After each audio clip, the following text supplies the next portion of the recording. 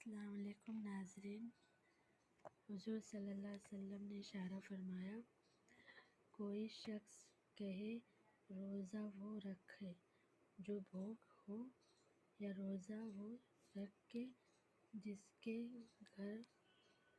گھر آٹا نہ ہو، اور نماز میں ٹھیک بیٹھ کر کون کرے گا؟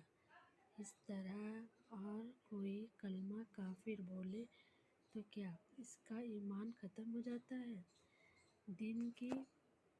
دین کی کسی بات کا مذاق اڑانا کفر ہے، اس سے ایمان سطح ہو جاتا ہے۔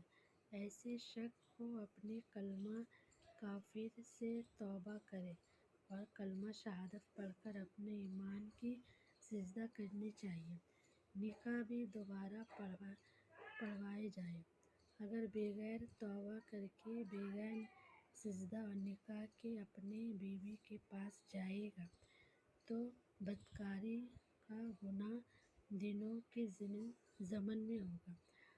آپ کے مسائل: بیوی نے کہا، میں تمہارے قرآن پر پیشاب کرتی ہوں، تو تمہاری بیوی ان لفظ سے محروم ہو جائے گی اور نکاح سے نکل گئی۔ اگر وہ توبہ کرکے ایمان کی سجدہ کے بعد دوبارہ نکاح تمہارے سے ہو سکتا ہے۔ آپ کے مسائل: حضرت محمد صلی اللہ علیہ وسلم نے اشارہ فرمایا کہ بال مبارک تو بھی کفر ہے۔ فقہ کتابوں میں مسئلہ لکھا ہے، اگر کسی کے حضرت محمد صلی اللہ علیہ وسلم کے بال مبارک کے لیے تہذیب وظیفہ استعمال کیا تو وہ بھی کافر ہو جائے گا۔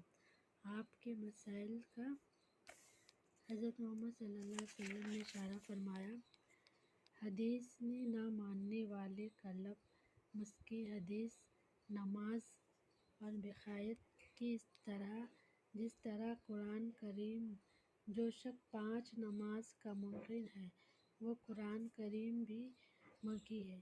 رسول صلی اللہ علیہ وسلم نے اشارہ فرمایا کہ دین اسلام کا منکر ہے۔